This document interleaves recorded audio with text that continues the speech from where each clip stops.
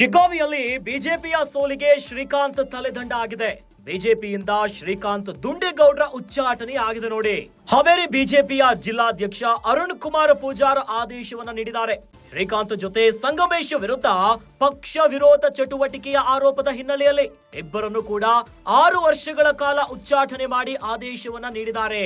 ಲಿಂಗರಾಜು ಪಾಟೀಲ್ ಆದೇಶದ ಮೇರೆಗೆ ಉಚ್ಚಾಟನೆಯನ್ನ ಮಾಡಿದ್ದಾರೆ. ಇನ್ನು ಲಿಂಗರಾಜು ಪಾಟೀಲ್ ಬಿಜೆಪಿಯ ರಾಜ್ಯ ಶಿಸ್ತು ಸಮಿತಿಯ ಅಧ್ಯಕ್ಷ.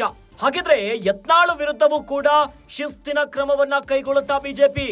ಯತ್ನಾಳ್ ಮಾಡ್ತಿರುವಂತಹ ಪ್ರತ್ಯೇಕ ಹೋರಾಟ ಪಕ್ಷ ವಿರೋಧಿ ಅಲ್ವಾ ಅನ್ನುವಂತಹ ಅನುಮಾನ ಮೂಡ್ತಾ ಇದೆ.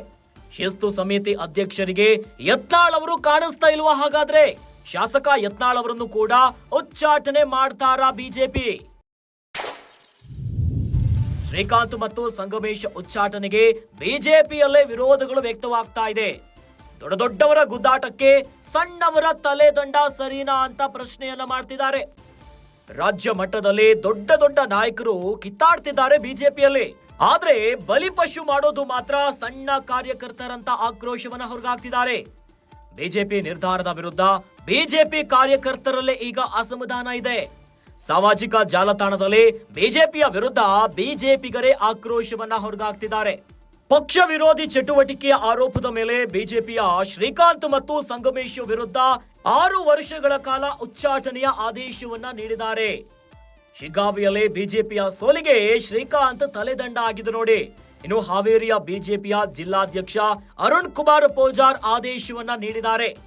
ಶ್ರೀಕಾಂತ್ ಜೊತೆ ಸಂಗಮೇಶ್ ವಿರುದ್ಧ ಪಕ್ಷ ವಿರೋಧ ಚಟುವಟಿಕೆಯ ಆರೋಪ. ಆದ್ರೆ ಈ ಒಂದು ಆದೇಶದ ಬೆನ್ನಲ್ಲೇ ಮತ್ತೊಂದಿಷ್ಟು ಪ್ರಶ್ನೆಗಳು ಮೂಡ್ತಾ ಇದೆ.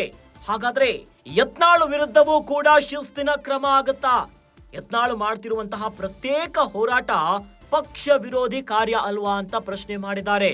ಹೀಗಾಗಿನೇ ಶಿಸ್ತು ಸಮಿತಿ ಅಧ್ಯಕ್ಷರಿಗೆ ಯತ್ನಾಳ್ ಅವರ ನಡೆ ಕಾಣಿಸ್ತಾ ಇಲ್ವಾ? ಹಾಗಾದ್ರೆ ಶಾಸಕ ಯತ್ನಾಳ್ ಅವರನ್ನು ಕೂಡ ಉಚ್ಚಾಟನೆ ಮಾಡ್ತಾರಾ ಅನ್ನೋ ಪ್ರಶ್ನೆ ಮೂಡ್ತಾ ಇದೆ. ಇನ್ನು ಶ್ರೀಕಾಂತ್ ಮತ್ತು ಸಂಗಮೇಶ್ ಉಚ್ಚಾಟನೆಗೆ ಬಿಜೆಪಿಯಲ್ಲೇ ಈಗ ವಿರೋಧ ಕೇಳಿ ಬರ್ತಾ ಇದೆ.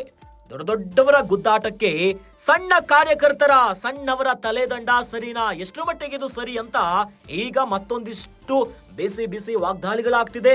ಆಕ್ರೋಶ ವ್ಯಕ್ತಪಡಿಸುತ್ತಿದ್ದಾರೆ. ರಾಜ್ಯ ಮಟ್ಟದಲ್ಲಿ ದೊಡ್ಡ ನಾಯಕರು ಕಿತ್ತಾಡ್ತಿದ್ದಾರೆ. ಆದ್ರೆ ಈಗ ಬಲಿಪಶು ಮಾಡೋದು ಮಾತ್ರ ಸಣ್ಣ ಕಾರ್ಯಕರ್ತರ ಅಂತ ಈಗ ಕಾರ್ಯಕರ್ತರೇ ಬಿಜೆಪಿಯ ನಿರ್ಧಾರದ ವಿರುದ್ಧ ಬಿಜೆಪಿಯ ಕಾರ್ಯಕರ್ತರೇ ಆಕ್ರೋಶವನ್ನ ಹೊರಗಾಕ್ತಿದ್ದಾರೆ. ಇದೇ ವಿಚಾರ ನೋಡಿ ಸಾಮಾಜಿಕ ಜಾಲತಾಣದಲ್ಲಿ ಬಿಜೆಪಿಯ ವಿರುದ್ಧ ಬಿಜೆಪಿಗರೇ ಈಗ ನಿಗಿ ಕೆಂಡವಾಗಿದ್ದಾರೆ.